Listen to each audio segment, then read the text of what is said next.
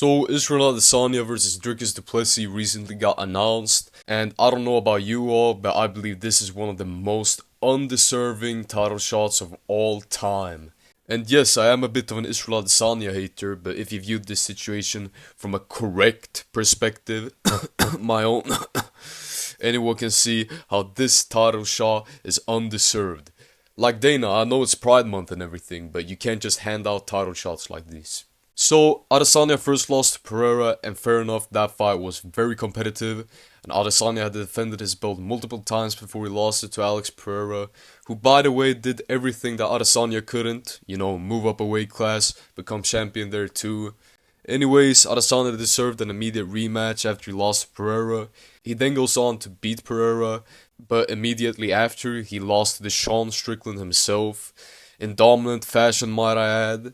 He literally had nothing for Sean Strickland in that fight, and I don't know what bro was doing, probably thinking about dogs or something, but it's important to remember that he had 0 title defenses in between beating Pereira and losing to Strickland.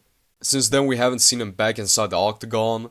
Sean Strickland went ahead and fought Dricus du Plessis, and in a super close and competitive fight, he lost the belt. And a lot of people thought that fight was a robbery. I disagree. A close fight that your favorite fighter loses is not a robbery. However, I completely understand if you think Strickland won that fight. It was extremely close. After that fight, I thought Strickland deserved an immediate rematch since the fight was so close, and I think a majority of people actually agree with me there. If a title fight is that close, they just need to run it back, man. But that wasn't the case, and it was pretty obvious that the UFC were trying to book Adesanya versus du Plessis instead. And in the meantime, Strickland went and fought Costa and beat him, and he was now off a razor-close decision for the belt, which he lost, and the W in the meantime. And this should have already made him more deserving than Adesanya, but at the end of the day, they ended up giving the title shot to Adesanya instead. Disgraceful behavior from the UFC, if you ask me. Strickland has since then commented about this, and I think he said something along the lines of that he will be sitting out and wait for the title shot, which usually doesn't end that well. The UFC has done Strickland dirty, man, but it is what it is. Obviously, the UFC is gonna take advantage of the situation, cause why would they risk Dricus losing the belt before they can make the Adesanya fight? Dricus and Adesanya has a beef for years now, and this fight has huge potential in terms of promotional value. And when this fight was announced, it was really a reminder of how the UFC values big fights over who is more deserving. I suppose I could talk a little bit about the fight too. Besides Adesanya not being deserving of a title shot, this is actually a banger. As I said before, the promotional value of this fight is crazy, man. I wonder what the MMA guru is gonna expose about Adesanya this time.